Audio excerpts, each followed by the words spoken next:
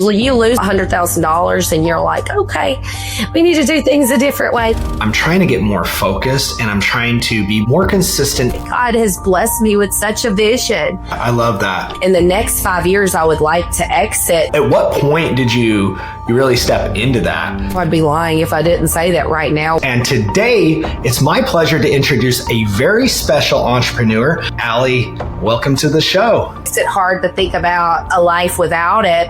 With thinking about an exit plan is like, where would I be without this?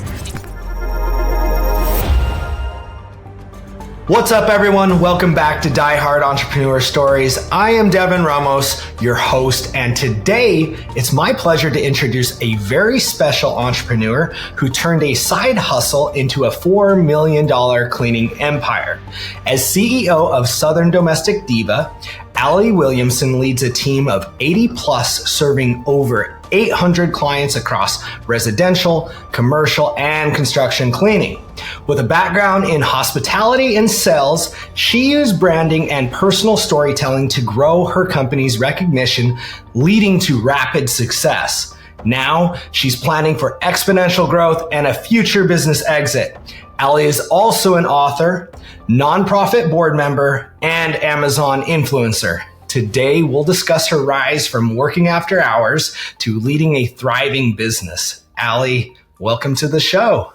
Wow, Devin. I love an intro like that. I'm very impressed. Let's sign me up and do this every day at noon, huh? Oh, we'll clip that out for you and you can run it on repeat. Exactly. You're always trying to stay up to date on updating that bio and keeping it relevant. So thank you for having me, Devin. I'm thrilled to be here. Yeah, absolutely. Well, thank you for being here. And Allie, I want to know, what is the story behind cleaning after hours? Was that and where did cleaning even come from for you?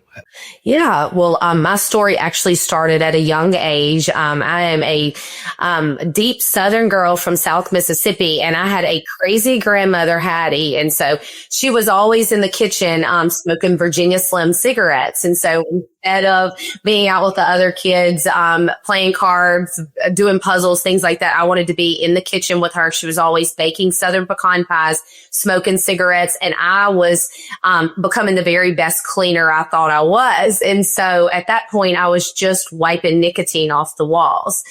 And so it literally started at a young age. And so at 9 years old, I started cleaning. I cleaned through high school. I cleaned through college.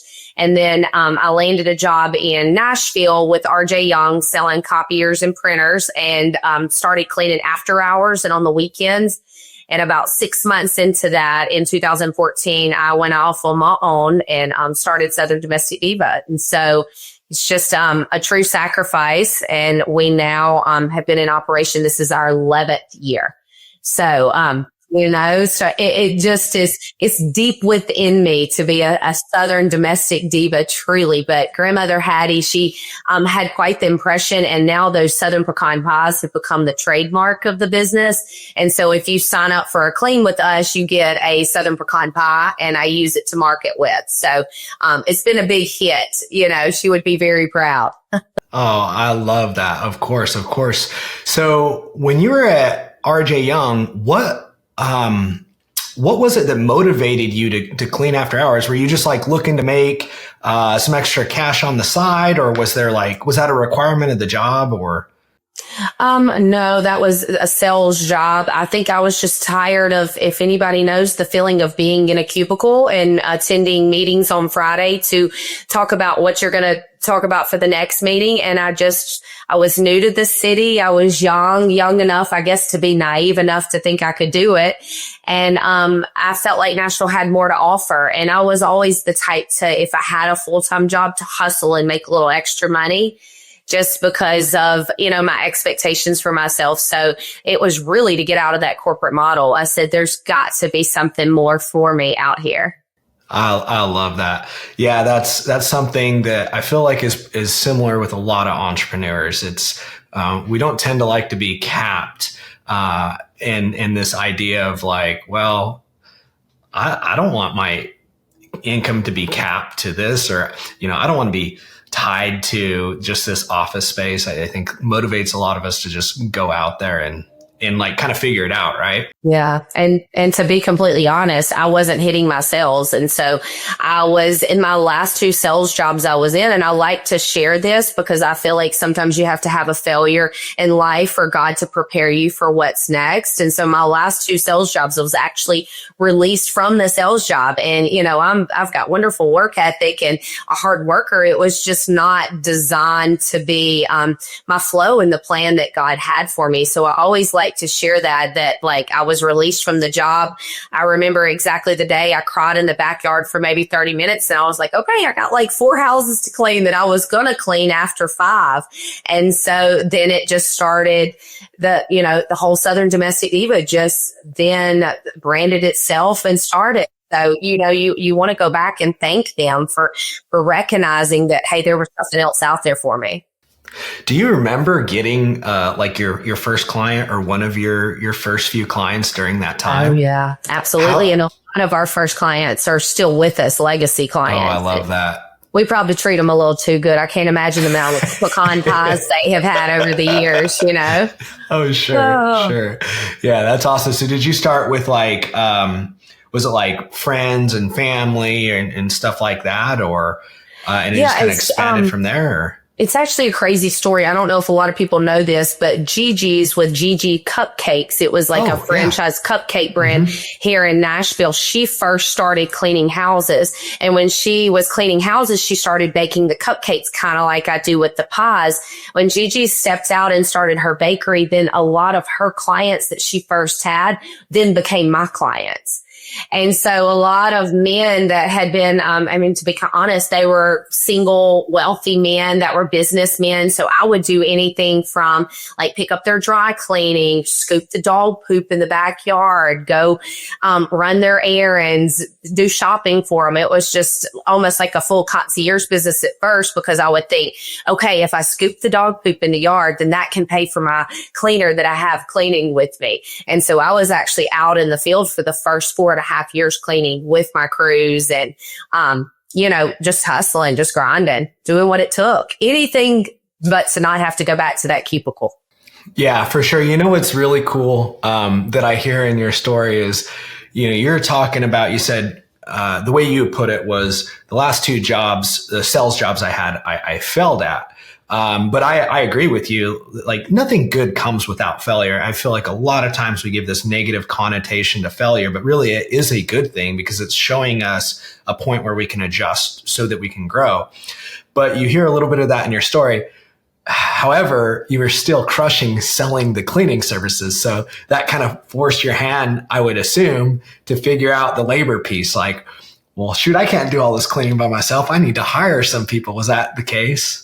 Oh, yeah, absolutely. And just, I have some friends that worked for me back then, and they said they remember me saying, push this vacuum cleaner as fast as you can, or any type of obligation I would have with friends. Like, I'll never forget it. Like, we'd be sitting in church on Sundays, and I was really big in the vacation rental business, and a cleaner wouldn't show up, and I'd be like, Mama, we got to go clean. She's like, baby, darling, don't you worry about it. And this is really crazy. You might have to bleep this out. But one time we were cleaning a vacation rental, and my mom was like, now I'm not wearing my Sunday's best while I clean this.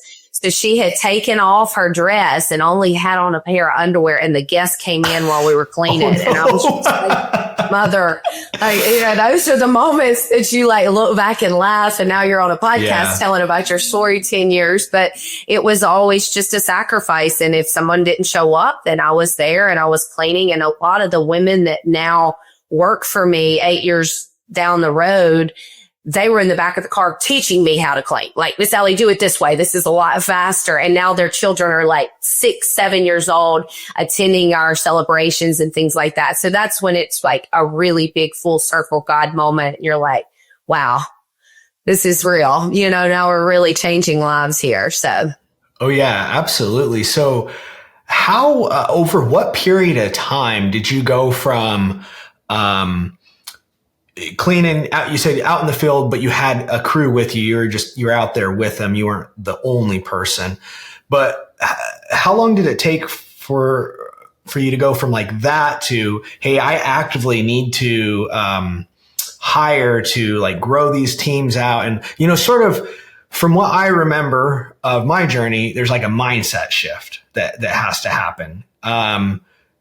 Over what period of time did you have that, or was that kind of like from the get go? You were like day one, you knew like, hey, I have to hire. It's just a matter of figuring out how. Definitely didn't know from the beginning that it would be as successful it was. And then these legacy clients that I speak of that we've spoiled so royally, it was hard me separating myself from them as well, because they had hired Allie, not Southern Domestic Diva at that time. And now our company represents this brand, and it's known as the brand versus me as an individual. Versus Allie. Yeah. Yes. If I were to give any type of tips, that would be that I wish I would have taken on consulting, taken on coaching, listening to the financial advisors, and stepped out. Like, I was head in a toilet for probably about 3 years too long before I did actually realize, wow, this is bigger than I realized. And you and your wife can probably attest to this.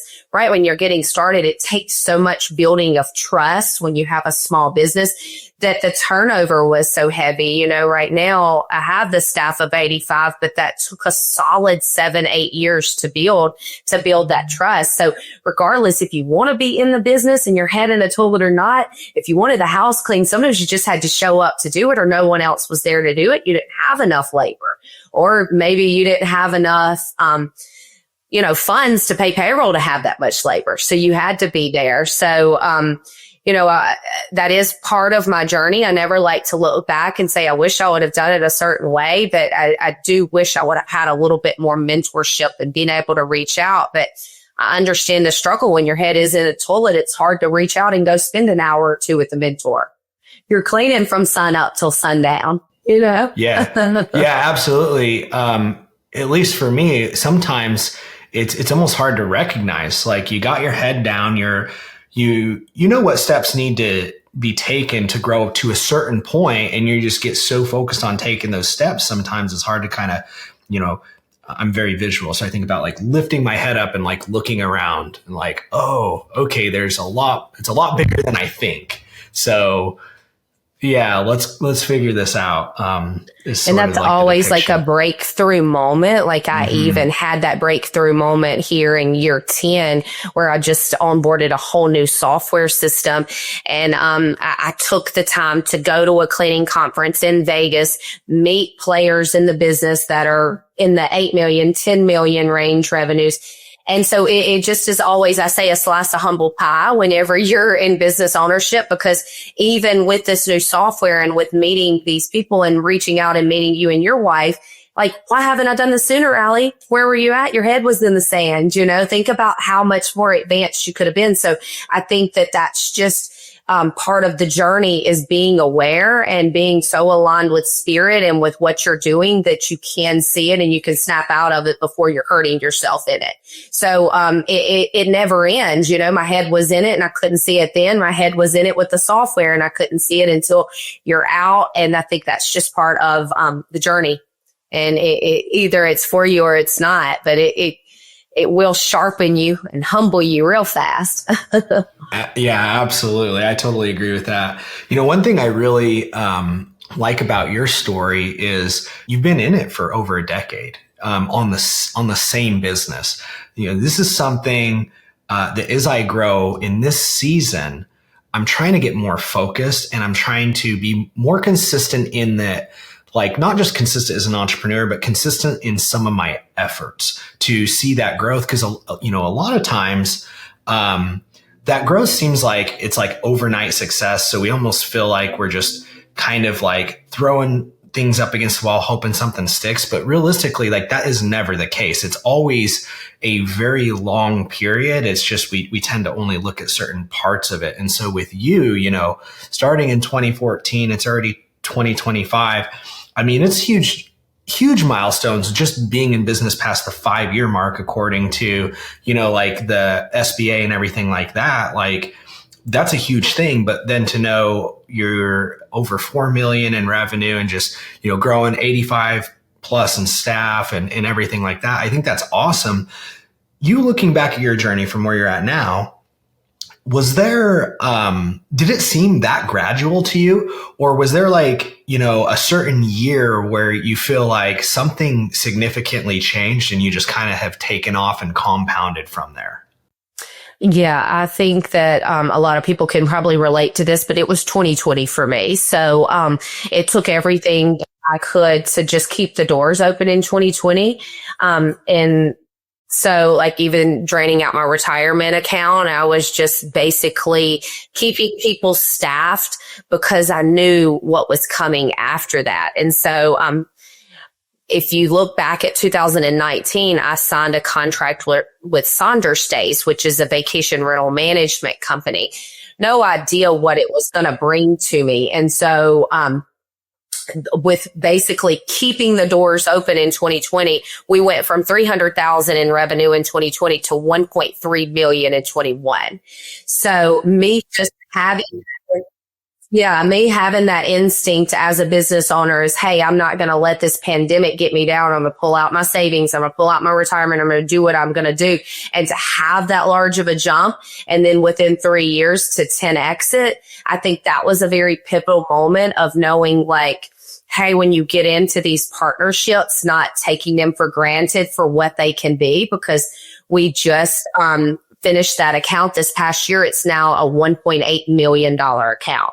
So from 19 to 24, what it grew to, but hey, if I would have said, I'm kicking up my feet and I'm not able to do this, 21, I wouldn't have had the support to staff it, and you think about what tourism did in 21 after everybody was on this pandemic and people started traveling and what that did for Nashville and the vacation rental industry, it just skyrocketed. And I also have a vacation rental industry in Nashville. So I was experiencing that gradual flow in it too. So I think that was definitely the push through. Like when you go from 300,000, it puts you in the category of $1 million. A lot of things change for you, and a lot of like the perception of how banks look at you, the perceptions of how other business owners look at you. So that was, I always attest it to. I just remember how hard it was in 2020 and I went without. So my workers could have something, but they attest that too is, hey, Miss Allie never let us go without a check in 2020. So mine attest to tourism. Any bachelorette I see, I'm like, yeehaw, stay here, girl. I'm here to support it. The Divas will clean for y'all forever. Yeah. So, it's thank you, Nashville, for the tourism. Yeah, that's amazing. And I love that you're capitalizing on it because, we're here in Clarksville, slightly different market. And so just thinking about what you're saying, you're taking your heart for hospitality and like you're in Nashville, you're in the right space and you're just like leaning into it. And I look up to you for that so much because, here in our market, it's a little bit different. And I've sort of gone the opposite direction.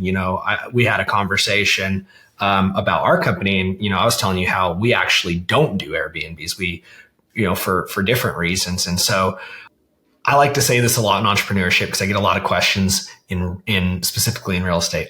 What works, what doesn't work? And I'm like, it always works. Like everything works. It's just a matter of figuring it out and staying consistent, leveraging your skills. And so I just hear so much of that in you, like leveraging this heart for hospitality, leaning into it, like just crushing it. And that's surely amazing. Yeah. Going back to 2020. Sorry, what were you going to say?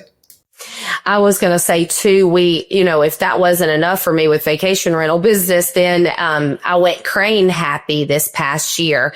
And so I got into construction business. I traded in my stilettos for steel toe boots.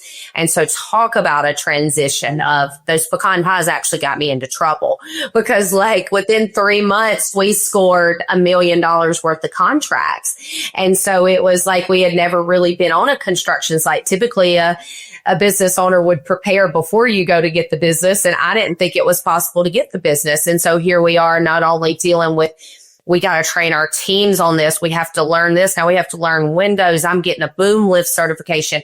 oh my gosh, Nashville construction companies are on a 90-day turnaround. So now I have to get financing to be able to support paying a 2-week payroll, but getting paid on a 90-day AR. So now my AR is 10% of my revenue. So I just think that in entrepreneurship is like, if you're going to dive into it, know what you're going to get into, because you have to swim or sink in it. And so I feel like I'm constantly challenging myself to these different divisions of, hey, can I take a little piece of this part of the market? I figured out vacation rental. Can I take some of the construction, just to give ourselves these different, variety of it? And so will that work for me, or will that work against me for my long-term plan? I don't know. And I'm kind of in the midst of figuring that out as well. I love that. What I hear in you though, you didn't say this, but I hear this, is I hear like, how can this work for me? Because like at no point are you talking about this like rejection or like reasons why you can't do it. You're just like leaning into it.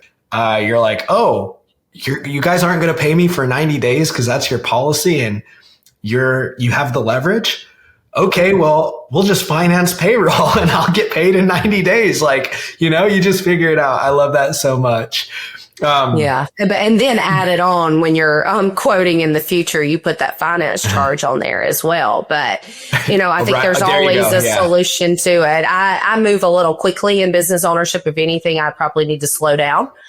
So I hired a fractional CFO, and I have 2 business coaches right now that can kind of keep me in control. Little serial entrepreneurship over here.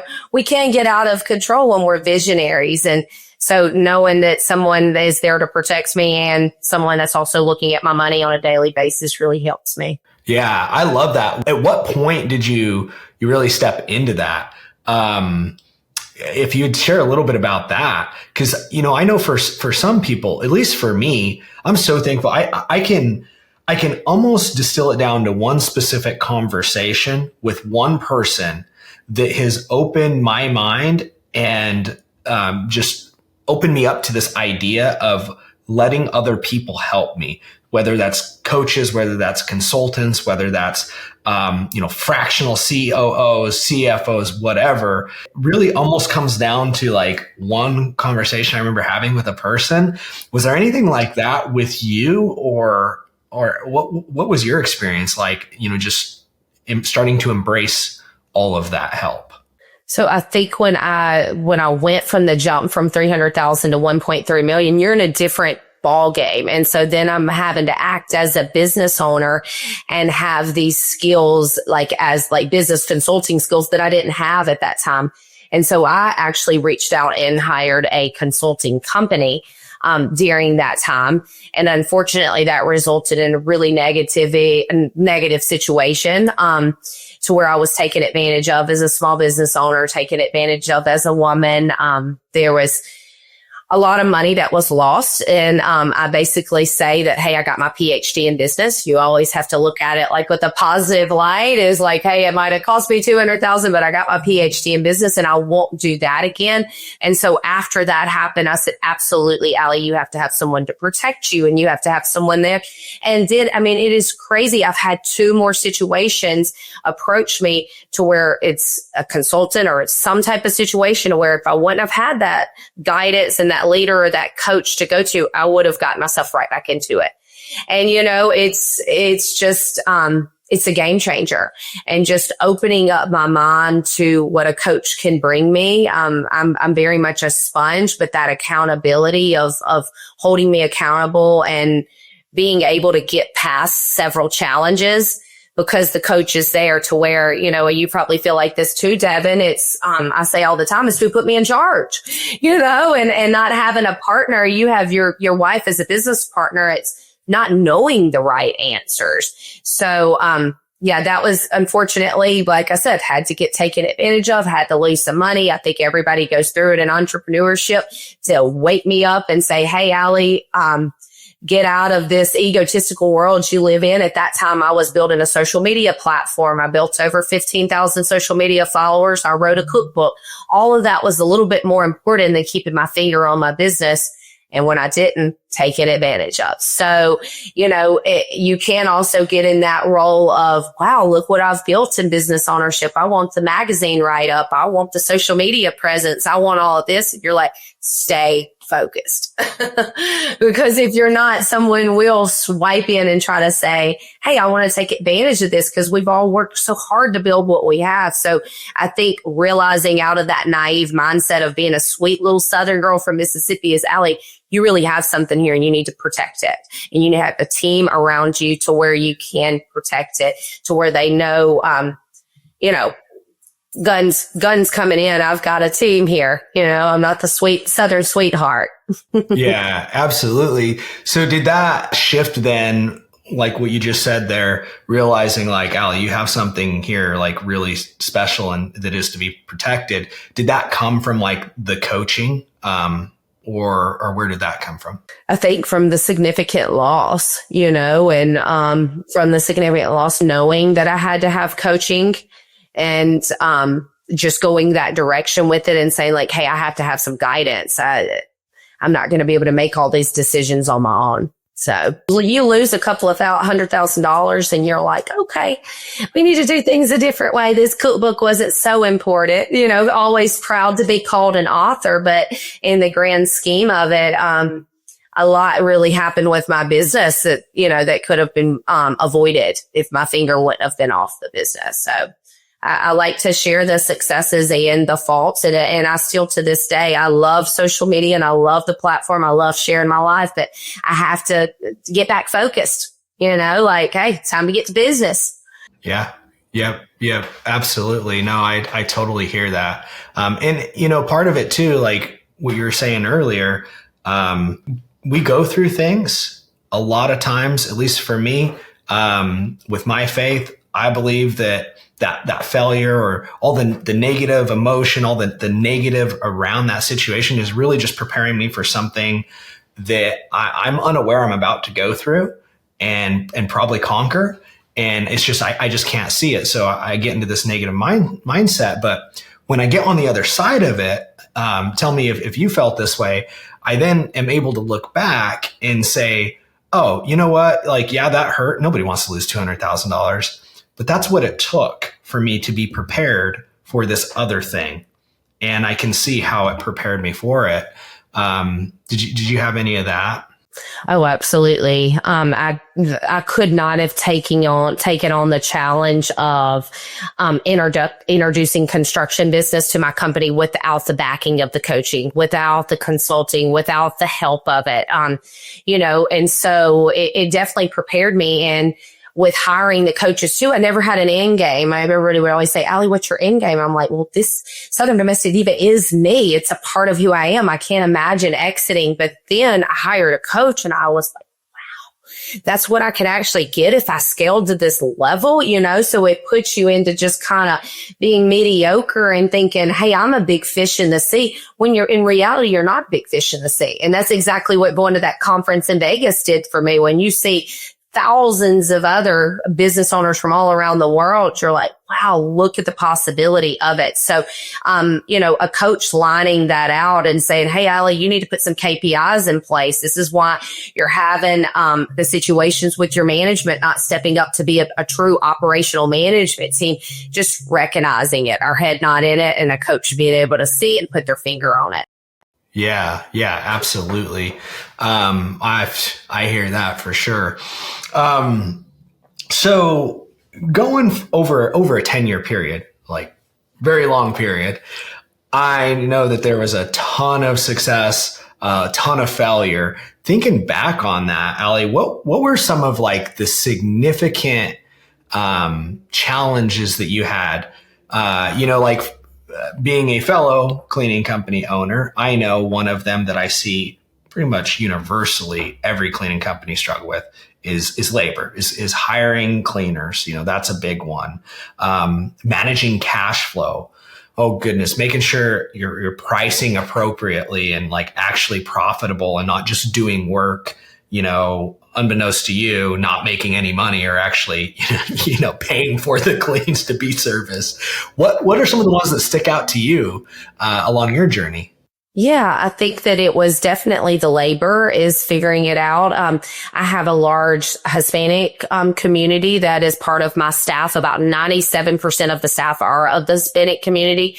So that's when I had to like think outside the box and say, okay, this culture is a lot different. There's a lot of trust you have to build. So I joined a nonprofit here in town called Ola, and I sit on the nonprofit board for them. So with me doing that, I started providing other resources for my staff in my community. And they were like, oh, wow, she's at the Plaza Mariachi hosting salsa events and inviting us to it. And it like opened up this whole new realm of culture within our organization. Then the next thing you know, they're inviting me to their church to International Day.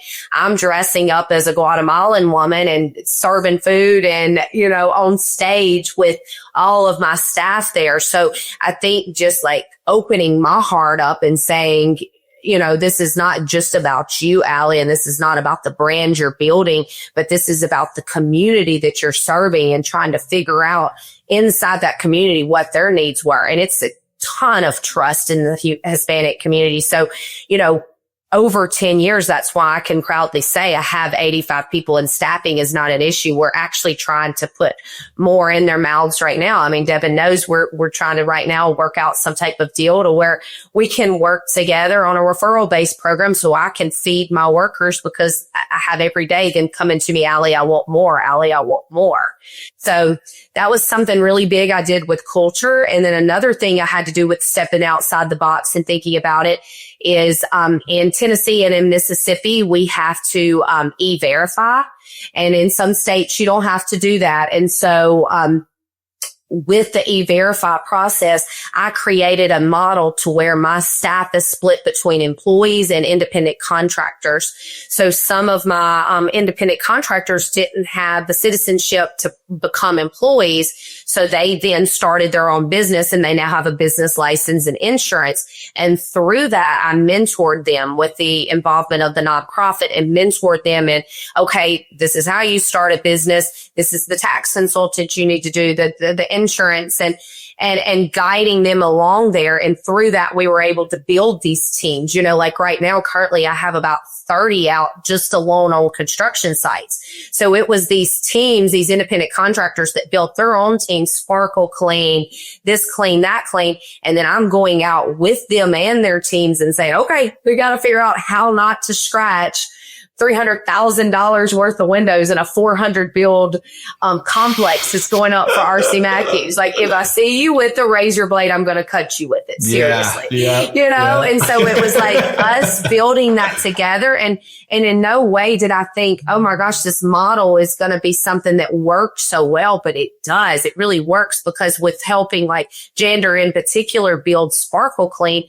Jander went from opening a cleaning company to last year, he finished at 800,000. And those are all projects that I fed him, to where if I didn't have Jander Sparkle Clean company, I could have never completed the $1 million worth of business I did in construction. But because he's got his business license, he stays up on his insurance. We're learning things like those windows that I mentioned. We actually did damage them. And because, Sparkle Clean is under the insurance with me, I'm having to teach Jander right now about deductibles. And hey, we have to file this as a deductible. And if you can't pay your insurance bill, then I'll help you pay it, because you have to keep cleaning for me to keep staffing. And so, when I attended, I relate a lot to attending the Vegas conference. When I attended the conference, I was very shocked, because a lot of cleaning businesses don't do it that way. They either have a strict employee model, which about 90% do, or they have an independent contractor. And so mixing the two, we have to be very strategic with treating our independent contractors like independent contractors. And I want them to learn that independence. I want them to be the best business owner they can be, and our employees. And we call them our divas. They are very baby. They're taken care of, and so it's just a completely different mix that I didn't learn that I could scale in the capacity I could until I created the model, because I would come up against this vacation rental model and they would say, hey, we need 80 to 100 vacation rentals clean on a Sunday alone between the hours of 11 and 4. Like, how am I going to staff this? And you can't do it without the other cleaning companies. So I think that was just a really big game changer for me. And I had a team member and she was right there helping with it. And she was just probably a little too good to them, but them like feeling like they could trust us, feeling like they could make the step to open up their business, go and get their business license, doing it. Now they're growing and they're flourishing. And so what I see the model doing is all of us growing together. So like if we came into Clarksville and we wanted to say, take on some construction, my individual divas that are employees couldn't do it, but my independent contractors, they could. They're hungry. They'll go anywhere. They'll go to Gallatin. They'll go to Clarksville. They'll go to these places. So, it was a really big game changer and one of the best things I could have done. And you don't really realize that what you've done, that's when like God has blessed me with such a vision, because I had a problem and I figured out a solution, and now it's providing for all these amazing families. And I'm so proud of them and what they're building and their businesses that they're building. So, it's just cool. I feel blessed every day for God to give me that crazy grandma that was smoking those cigarettes. So give me the desire to clean, to build it, because it just truly is, it's a part of me. And, it makes it hard to think about a life without it. With thinking about an exit plan is like, where would I be without this? Yeah. Yeah. No, I can totally relate. I love that you talked about sort of the evolution of, I guess I'll call it identity, right?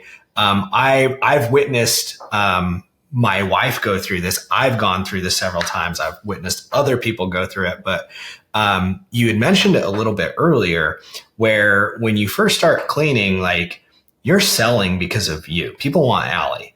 And then that has to evolve into the company, whatever, insert whatever brand. And you hope to transition that reputation over to the company.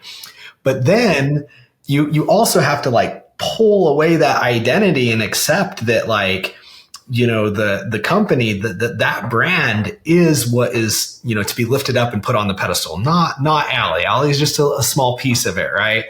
And then you got to further evolve to like continue to peel away so that, if you do exit, whatever that looks like, it's not all like bound up together. And I think it's so cool to hear that and know that that's happened for you over like a 11-year period. It's really cool. I'm sure looking at it, it probably seems longer from your perspective. But from mine, hearing like, 11 years is a long time, but hearing you just started in 2014, I'm like, oh my gosh, like that's as long as I've been here in Clarksville.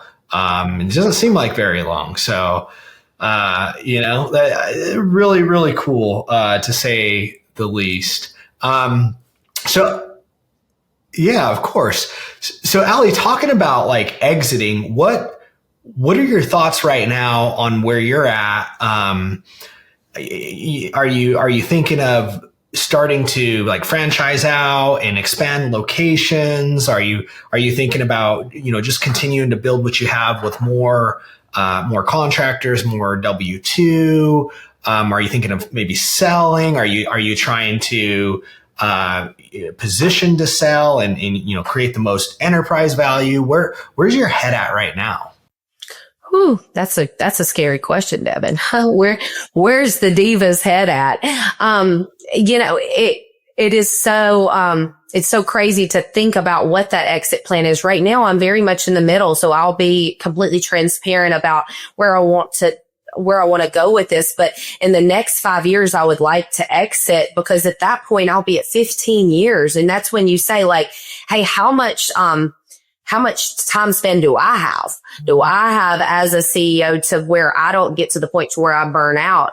So right now I'm in between deciding if I want to corporately expand or if I want to franchise. So what I've done is I'm just doing a lot of research. I'm, picking the brains of franchise owners, people that have built franchises and sold franchises. I'm also, thinking about the avenue. If I don't go the franchise model, that's a little bit more attractive to me because it doesn't require as much capital. I've been writing a cookbook, building social media following, building a cleaning company. So you say, hey, Allie, you got to get out there and find some investors to raise some capital to be able to corporately expand. If I wanted to start, another location in Mississippi and things like that, that scares me to death. And so I'm kind of in the midst of figuring out, can we raise enough capital to expand the locations on our own, or do we go the franchise model? I do, have a desire once my 5-year mark is up and I go whatever direction that is to exit the business. I am very passionate about my Southern Diva brand.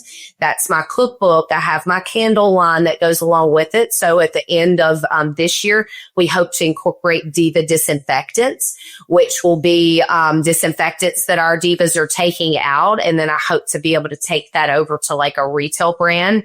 So that is like a proprietary solution that you guys have created. That's awesome. Yeah. So looking at creating our own solution that could not only be used in-house with our cleaners and whatever model we go with, corporately expanding or franchising, and then could be sold. So my long-term goals are to create more products like that, to create more household products, and that be under my Southern Diva line.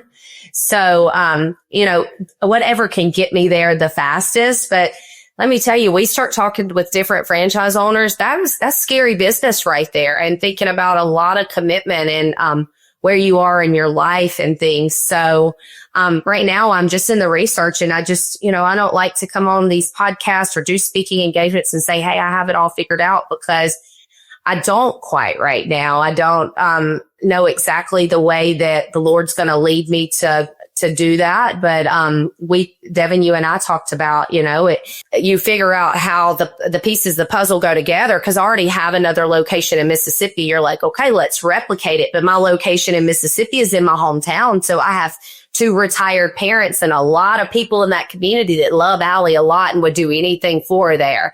So is it successful there because I have that surrounding of community? Or would it be just as successful if I popped one on the Mississippi Gulf Coast where I didn't have that much of a community?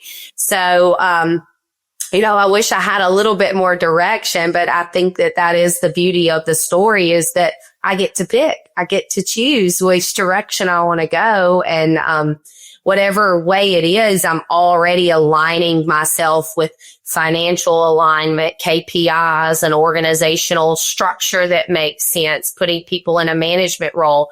You talked about removing myself from the business. That's a big one. But right now I already have in mind a CEO that will be under me. And so I'm trained. She's basically my right arm. She's beside me, and I'm saying, pay attention when we go over this. This is what you're going to need to know. Even if that doesn't happen for 2 to 3 years, it's still someone that I see that's going to step into Allie's role. So Allie can step out and do more of building Diva disinfectants, speaking, educating, doing whatever that can be to where I can give back as a business owner. Yeah, I love that. One thing, just me observing here, listening to your story, but one thing that I really hear from you is like very strong leadership skills. From really like what you just said right now, like you're spotting, you kind of find the person and you're raising them up. But you have that foresight to, when you were talking about the 1099 W-2, building your labor force, how you recognize, hey, I have these, I have compliance, I have these guidelines and these certain way I have to interact with 1099. And why don't I just take them under my wing and raise them up and help them build their thing? And just a lot of leadership in that. I love that.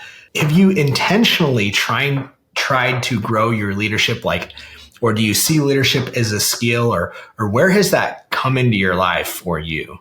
Yeah, I think with having the vision, and then just, I relate it to being a Southern sweetheart. It's just, you're not going to find a lot of mean in me, and I would literally give the shirt off of my back. So I do think when you're aligned to build a business, that you have to have that aspect of you that's like, hey, I will give that. So, with recognizing, but that is something I'm constantly challenged with and I'm constantly working on is like, hey, how can I be a better leader? That's the reason I attended the conference. That's the reason I'm investing in the coaching, because I hold myself to a really high level, but I always am like, I could have done that better. I'll do that better next time. But, you know, you can attest to this, Devin. It's like doing it the wrong way and figuring out, hey, I'm going to do it this way. I think right now what I'm working on doing is doing personality tests within the company, the management company, so I can make sure that my operations people are doing operation work and my sales people are doing sales work. Just like you and I talked about, that I've been mainly the sales behind the business, but now I'm wanting to invest in more inside sales people that are really pushing it down to book the client and to get the things booked, where you and your wife, y'all did that. Y'all focused more on the sales, to where I was focusing more on the operational, figuring out the logistics of making the $4 million work. So I think that that's something I want to do, but that's, you know, hopefully by listening to this podcast or other ones, I can learn more leadership skills, because I always want to be the best I can. And then I think it's our job as entrepreneurs too, after we have made it, to get out there and educate other entrepreneurs, where somebody might hear this and say, hey, Allie was taken advantage of, but she put those boots on and got her some construction business and figured it out. You know, I can do it too. I love that. Yeah. Yeah, absolutely. Oh, I love that. So Allie, for the person right now that's Allie 11 years ago, or, you know, Allie 8 years ago, and they're maybe at the side hustle phase and trying to figure out, you know, how to go full time. What is your best advice to them on juggling the demands of, you know, whatever it is they have going on, whether there's a W-2 or whatever, and trying to grow this cleaning company or whatever, you know, business they're trying to get up and going? Invest in your financial relationships, because let's be honest. I mean, Devin, you know, it doesn't happen unless you have the capital. I mean, you can want to get your head out of a toilet as much as you want to, but until you have the capital to pay the staff to do it, I wish I would have invested more in my financial relationships. That was always a challenge for me, is when you're starting out, not making enough to be able for them to lend you money. But then by the time I was making enough, I had created these negative financial habits with shark lending and, you know, basically lending out myself with my personal money. So then my personal money was no good anymore. So if I were to start all over again, it would have been, hey, investing in the bank relationships. And when one bank said no, go into the next bank. Yeah, that's good. That's good. Since then, that's worked out for you pretty well. You maintain like good relationships, I'm guessing, with like smaller local bank lenders. Is that accurate to say? Yes. But, you know, I'd be lying if I didn't say that right now we are trying to look for other lines of credit, because, I mean, we have $1 million worth of construction businesses paying us every 90 days, sometimes 120. So we still run into financial issues and, cash flow. So I would say protect your cash flow. You know, people used to say cash flow is king. And I would always be like, what does that mean? It truly is protect your relationships with your bankers and not give up, because there are other banks that will lend you. There was a lot of times when one bank would say no and I wouldn't keep trying because I didn't have the time or I didn't have the energy, or I thought everybody was going to say no. There's always that. So if I would have had the financial backing, I could have built my operational structure a lot differently, and I could easily be a $10 million company right now. Right. Because you'd have been able to roll that capital and keep it going to sustain like longer cash conversion cycles. Is that what I'm hearing? Yes, longer cash conversion, and then getting me out of being in the business and being on top of the business to where I could see things that needed to happen. I could sell. Like whenever I got out of the business, I started attending tons of networking events. Nashville is the best with networking events, with getting in the door, and especially women events and things of that nature. And that's when it really started. The branding started to get out there. You say, people not knowing Allie Williamson, them knowing Southern Domestic Diva. Like when we went to get on the podcast today, I wanted, instead of putting my first name, I wanted to put Southern Domestic Diva because I want people to recognize me as the Southern Diva. And that's how it is most of the time when I walk into an event is, oh, the Southern Diva's here. Did she bring a pecan pie? And so they say, oh, the divas came and cleaned our house. Oh, and this is how it feels when you get a diva clean, is more of the branding to be directed to that. Yeah, no, I love that. And speaking of that, that's something, as an observer, I'm like, oh, she's done really good from, calling your, the staff, the W-2 staff, the divas, and, everybody just embracing that, to the pecan pies, to, just like I said, leaning into this natural desire to just provide amazing hospitality. Like, where did all that come from? Did you like develop that over time, or figure it out, I guess, over time? Or was that just like naturally the path that kind of came about? Well, I think it was natural. I have a hospitality management degree, so I guess my parents would love for me to attest that $40,000 education did it for me. But let's be honest, I barely made it through college because I was a little bit too consumed with being the social chair of Tri Delta. Delta. Can I help you? And so, and even in my college journey, it's really crazy. Like if I've always shared this, but I have a learning disability. So I've always had to work around whatever it is. So even at college, if I started taking a class, I'm like, oh, I can't pass this. I was working as a waitress. I would pay somebody to take the course for me. I remember had a girlfriend. She had gotten like a Tiffany's ring and $200. And it was like one last test that we had to take to pass Math 101 to get a college education in 4 years. I got it in 4 years, but it was just like so much depending on it. And I was speaking with another franchise owner who has sold 5 franchises. And he said that he could barely pass Algebra 1 as well. And I'm like, me too. And so I think that that's just a lesson, is that like, hey, don't let your past define you. I knew in college I couldn't pass those courses. So I'm like, well, I can work 2 extra shifts and make $200 and pay somebody $100 to take that class. And I could go and join this organization and do this. And so it was just, I always had that mindset of delegating. And that might be why I constantly have cash flow issues, because I delegate too much. I'm a true Southern Diva. So a lot of things are taken care of for me. I mean, look at this, Devin. That just happened like this overnight. Oh, yeah. That's so good. I think it is a passion, and I'd love to test that hospitality degree helping with it. But I always was like, okay, I can't pass this class. There's a solution to it. I have to make this GPA for Daddy to keep paying for me to go to college. Sure.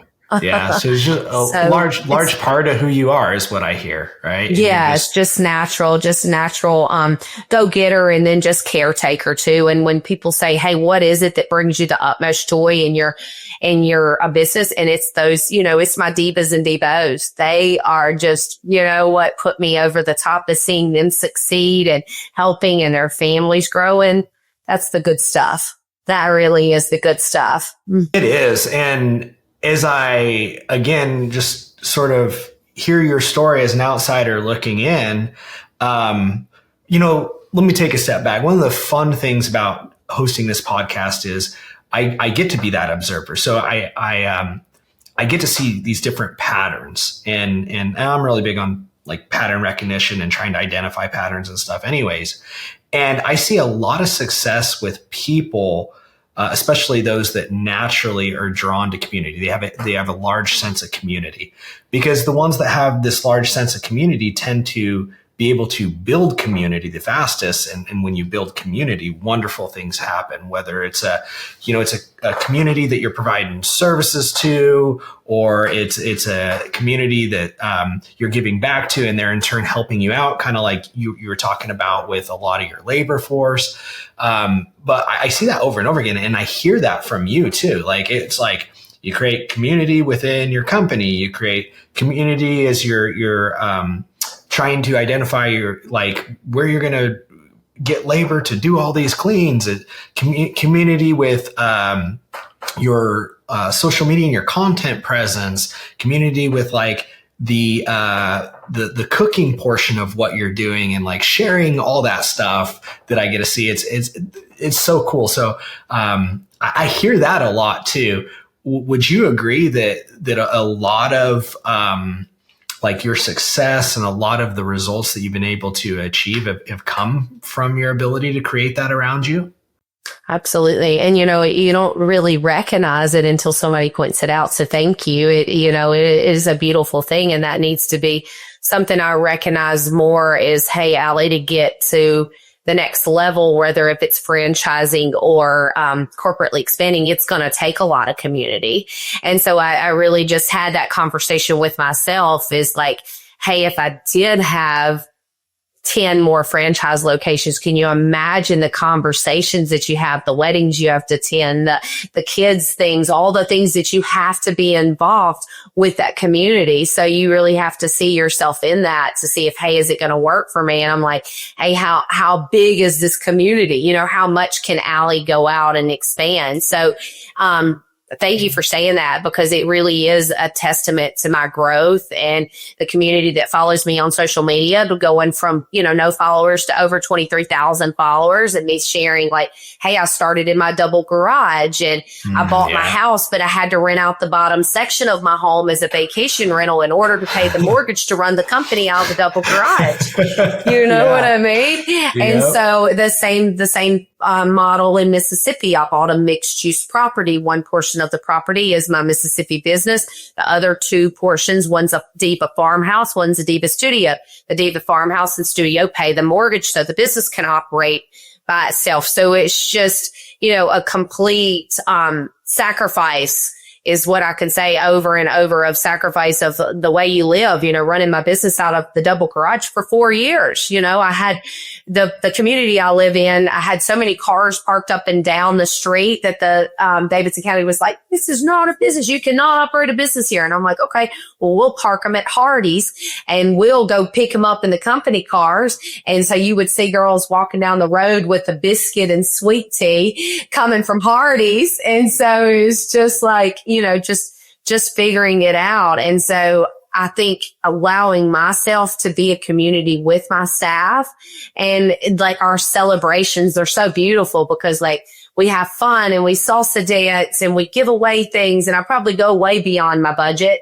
I always do, but it's like the CFO will get mad at me later, but I'm part of their community. They want to bring their babies in and show me. They want their family to be part of my family. So, it's a huge testament. So I hope that somebody can hear that and really, thrive on it, because that's simple. Being a community, you can find that in church.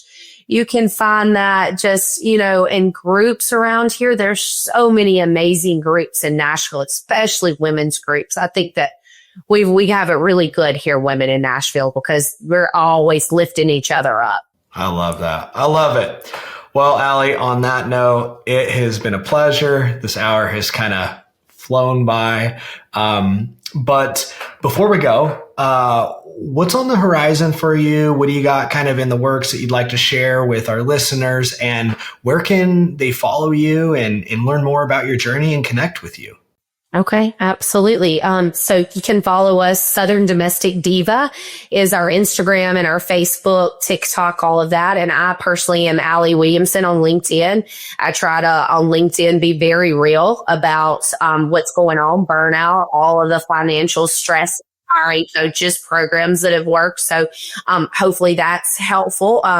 If you are in need of any type of Valentine's Day clean, we will give you $25 off and cover your bed in rose petals and chocolates.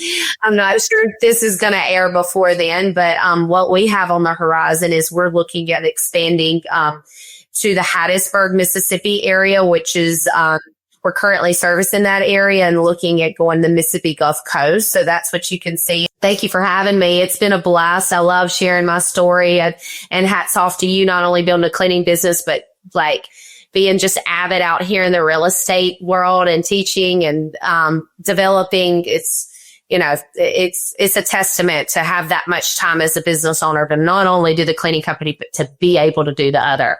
Oh, sure. Thank you so much. Yeah, I didn't get to mention, but the real estate investor in me was smiling so hard when you were talking about your mixed use building and your house, like how you made that work. Cause I know what real estate costs, even single family homes in Nashville.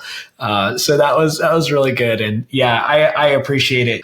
It's been a pleasure. Thank you so much for coming on, Allie. We'll make sure that we drop your tag in the show notes, or your handle in the show notes. We'll put the LinkedIn one, Instagram, all that stuff. We'll see you next time.